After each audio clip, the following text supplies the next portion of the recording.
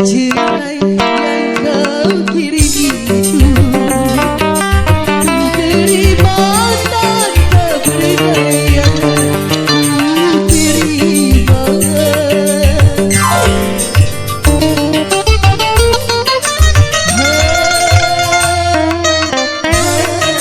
Ibu permisi.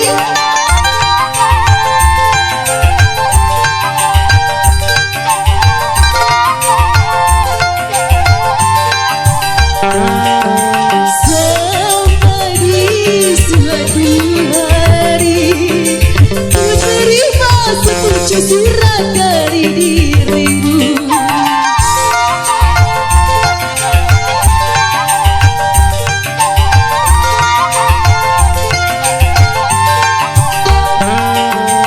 dengan berdebaran hati, buka sapu suratku dan baca betapa hancur lulu hatiku. Aku baca suratmu sejak pertengkaran minggu lalu, ku terima tanpa berdaya, ku terima.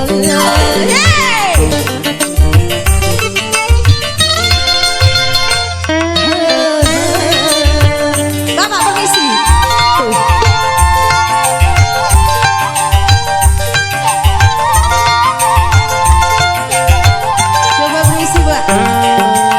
Sampai di suatu hari ku terima sepucuk surat dari dirimu. Coba yang sebelah. Permisi Bapak.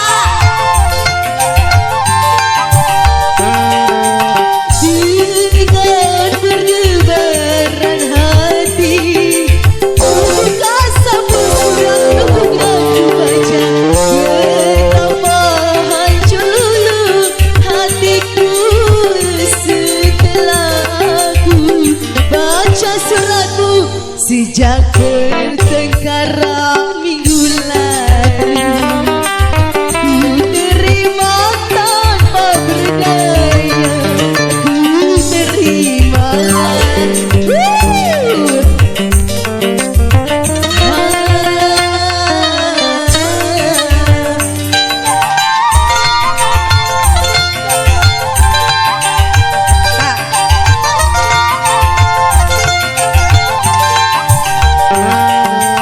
Sampai di suatu hari ku terima sepucuk surat dari dirimu.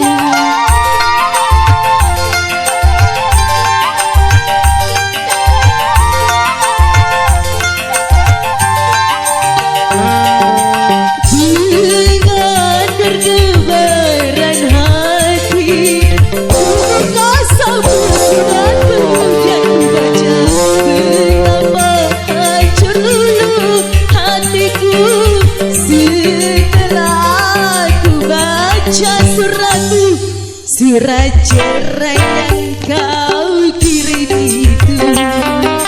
Ku terima tanpa berdaya, ku terima. Permisi Bapak Ibu.